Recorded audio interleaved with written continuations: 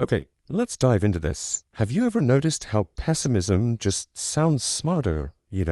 How delivering bad news or some kind of dire warning makes a person seem more intelligent, more credible than someone who's all sunshine and optimism. It's a really fascinating puzzle, and in this explainer, we're going to unpack exactly why our brains are so easily seduced by the dark side. I mean, this quote just nails it, right?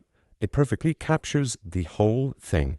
When we hear optimism, there's a little voice in the back of our heads that goes, all right, what are you selling me? It feels like a pitch. But when someone hits you with some pessimism, it feels different. It feels like they're giving you a warning, like they're trying to help you out.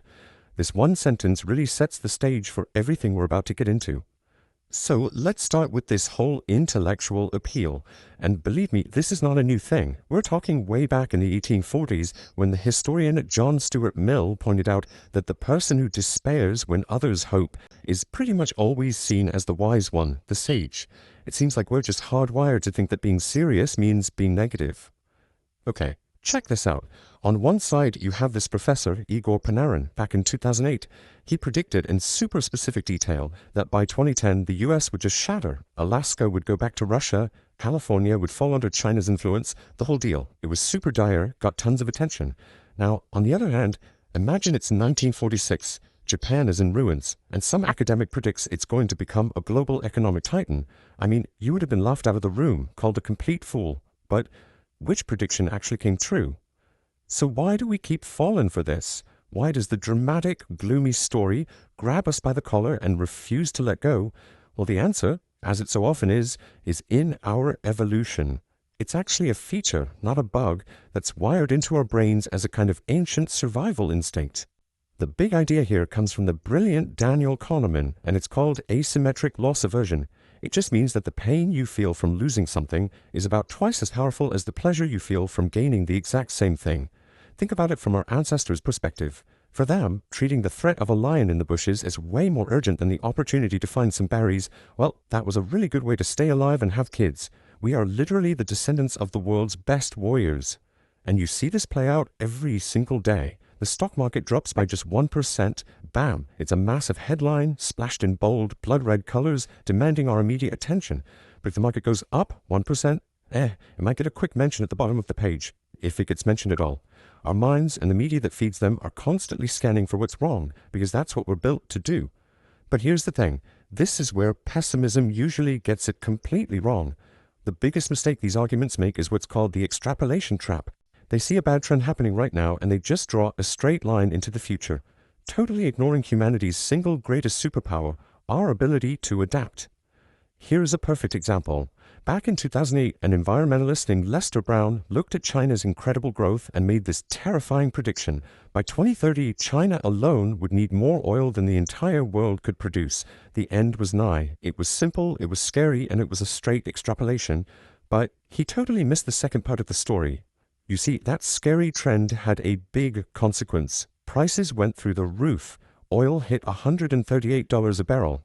Now, that price wasn't just a problem, it was also a massive, powerful incentive. It was a giant blinking neon sign for the whole world that basically said, hey, whoever can find more of this stuff or figure out how to use less of it is going to get really, really rich.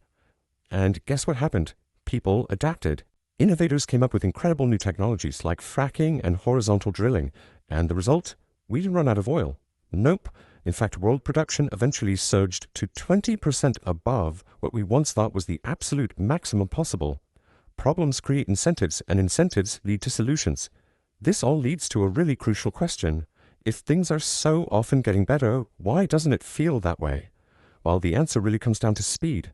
You see, progress is usually a slow, grinding, almost invisible process. But setbacks, they're sudden, they're dramatic, and they're absolutely impossible to ignore.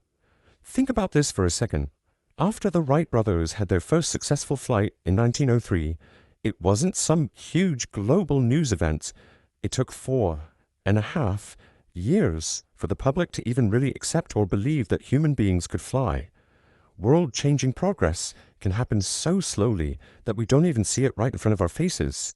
All right, now for what might be the most powerful example of a slow miracle out there.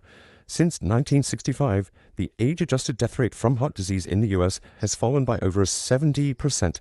Just Let that number sink in. That is an absolutely incredible achievement for humanity. So what does that 70% actually mean in human terms? It means we are saving about 500,000 lives from our country's biggest killer. And that's not a one-time thing. This happens every single year. It is a constant, rolling miracle of human progress. To put that into perspective, that is like preventing the entire population of a city like Atlanta from being wiped out year after year after year. And yet, because this progress happened bit by bit over decades, it gets almost no headlines compared to a single tragic plane crash. We notice the fast tragedy, but we're totally blind to the slow miracle.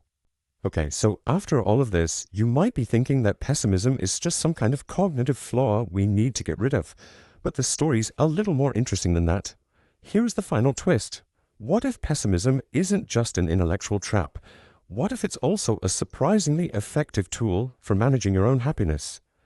This incredible quote from Stephen Hawking is the absolute key. Someone asked him how he could often be so cheerful despite his devastating illness, and this is what he said. By having his expectations for life literally drop to zero when he was so young, everything that came after, all his discoveries, his family, his fame, it all felt like an amazing, unexpected gift. And that is the secret power of pessimism. It's not actually about being right about the future, it's about managing your emotional state right now. By lowering your expectations, you dramatically shrink the gap between what might happen and what will actually make you happy. You're basically creating a psychological buffer against disappointment. So here is the ultimate takeaway.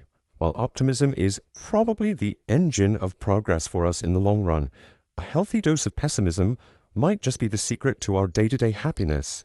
Because sometimes expecting things to be bad is the absolute best way to be pleasantly surprised when they turn out to be okay after all.